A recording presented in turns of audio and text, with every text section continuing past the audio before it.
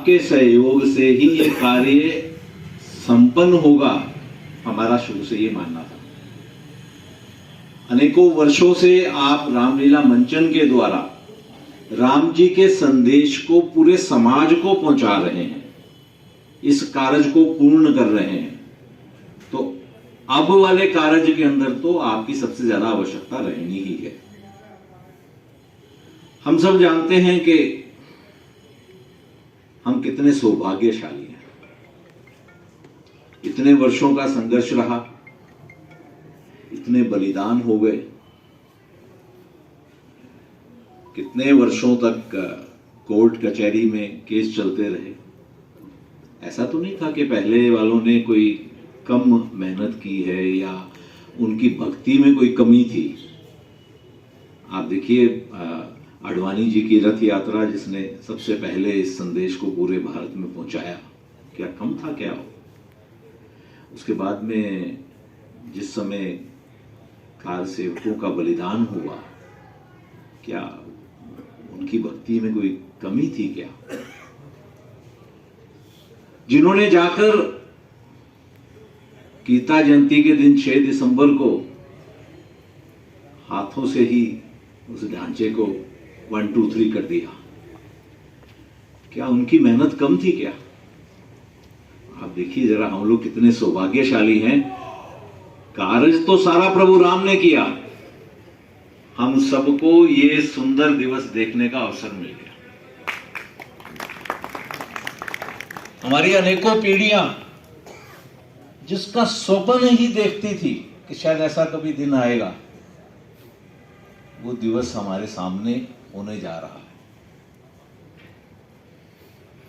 अभी कल की तो बात लगती है, सुप्रीम कोर्ट का यूनानिमस डिसीजन आ गया। देखिए सभी ने उसके अंदर एक, हमारे दूसरे वाले भाई भी थे जो 2080 वाले भी चल रहा था ना, उन्होंने भी दिया। तो इससे बढ़िया बात क्या है? ये प्रभु राम की कृपा देखिए, इससे बढ़िया बात क्या होगी कि यूनानिमस डिसीजन से ऑर्डर आया हमारे सामने। हमने देखा कि पूरे विश्व में महामारी फैली हुई थी और उसी दिवस के अंदर वहां पर भूमि पूजन कार्यक्रम भी हो गया 5 अगस्त को। और अब हमारे सामने 22 जनवरी को प्रभु श्री राम का भव्य मंदिर अपने कपाट हम सब भक्तों के लिए खोलने जा रहा है। प्रभु श्री राम हमको बुला रहे हैं कि हम अपने परिवार सहित आए, आकर दर्शन करें, आशीर्वाद प्राप्त करें। तो ये संदेश हमको लेकर पूरे समाज में जाना है।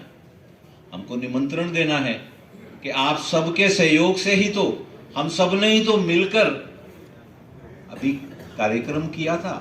इससे पहले हम सब ने ही मिलकर निधि समर्पण कार्यक्रम में राशि इकट्ठी की थी, उसी राशि से ये मंदिर बन रहा है। तो हम सबको ही मिलके जाना है अपने परिवार सहित। परिवार को साथ में जाके बताना है, बच्चों को बताना है, देखो इस मंदिर में एक ईंट हमारे परिवार की भी लगी हुई है। तो ये निमंत्रण देने के लिए हम सब जाएंगे। पूजित अक्षत अयोध्या से आए हैं, निमंत्रण पत्र पत्रक के स्वरूप में आया है, उसके साथ में एक चित्र भी है। हम सब लेकर जाएंगे और उन सबसे अनुरोध करेंगे कि आपने अयोध्या में आना है।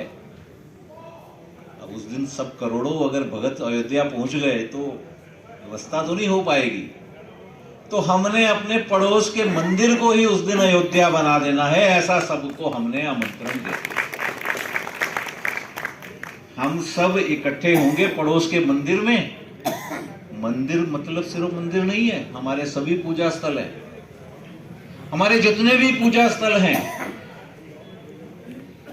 हमारे गुरुद्वारे, हमारे जैन स्थानक, हमारे भगवान वाल्मीकि पूजा स्थल, सभी स्थानों में, हमारे बौद्ध विहार, उन सब में, आर्य समाज मंदिर, हमारे सनातन धर्म मंदिर, सभी स्थानों में हम एकत्रित होंगे।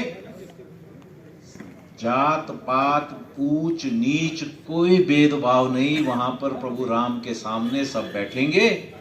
गोदी वाला बच्चा भी आएगा और बैसाखी पकड़ के जो बूढ़े हैं घर के वो भी आएंगे, सेठ साहब भी आएंगे, और हमारे यहाँ जो बाहर सफाई करता है, हमारे यहाँ पर जो चौकीदारी करता है, हमारे काउंटर पे जो बैठता है वो भी आएगा। इकट्ठे हम लाइव प्रसारण देखेंगे। हम सबने अरेंजमेंट किए हैं, आप कर रहे हैं सारी व्यवस्थाएं, सब राम जी की कृपा से हो रहा है।